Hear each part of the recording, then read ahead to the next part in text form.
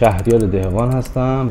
یاسر محمدی. مالک لورایی هستم. میعاد محمودی هستم. مهدی یزدانی. عزت الله علیزاده هستم. مشاور ویلانو. مشاور گردش در ویلانو. ویلانو گردش هستم. پیمانکار مجموعه. پیمانکار مجموعه.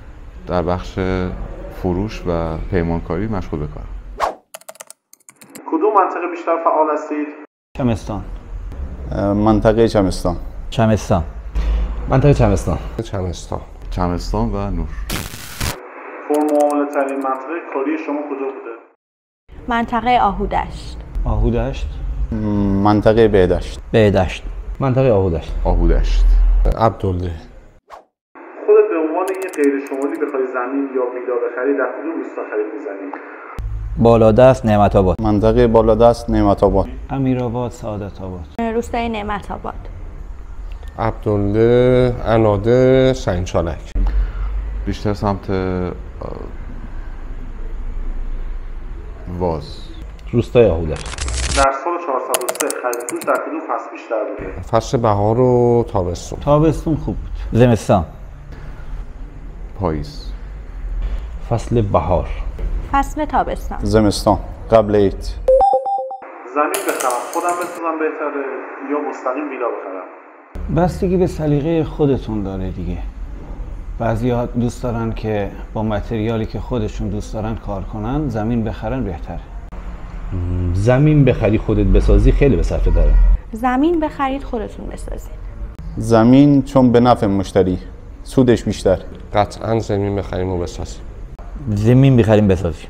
بسته به زمانشه. الان ویلای آماده، ولی اگه 6 ماه پیش این سوال رو میپرسیدین گفتم که خودتون زمین بگیرید. بیشترین درخواست مشتری شما برای خرید و فروش و بازدید از کدوم منطقه چمستان بوده؟ سنگچالک، عبدالله و نعمت آباد. منطقه امیرآباد. بهدشت، آهودشت. منطقه بهدشت. منطقه امیرآباد و آهودشت. آهودشت. لاویج و باز. میزان رضایت خودت از ویلانو؟ 100. خوب. 100. 100. محیطی صمیمانه و دوست داشتنی. خوبه، عالی. در سال 97 بدین سرمایه‌گذاری زمین یا ویلا می‌خریدین بهتر بود یا دلار و سکه؟ 100% زمین. ببینید من ویلا سال 97 فروختم 230 میلیون. همون ویلا رو الان بخوام بخرم بالای 4 تومن باید براش پول بدم. نمیدونم، در اون سال در کار دیگه مشغول بودم. 100% زمین. مطمئنا زمین. 100% زمین. زمین. قطعا زمین. یک جمله در مورد ویلانو بگید.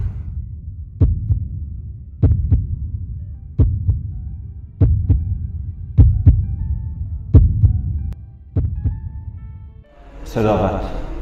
اعتماد، صداقت. شفافیت در معامله. رضایت خریدار. صداقت. اعتماد، صداقت. یه جمله نمیشه گفت، بیشتر از یه جمله است.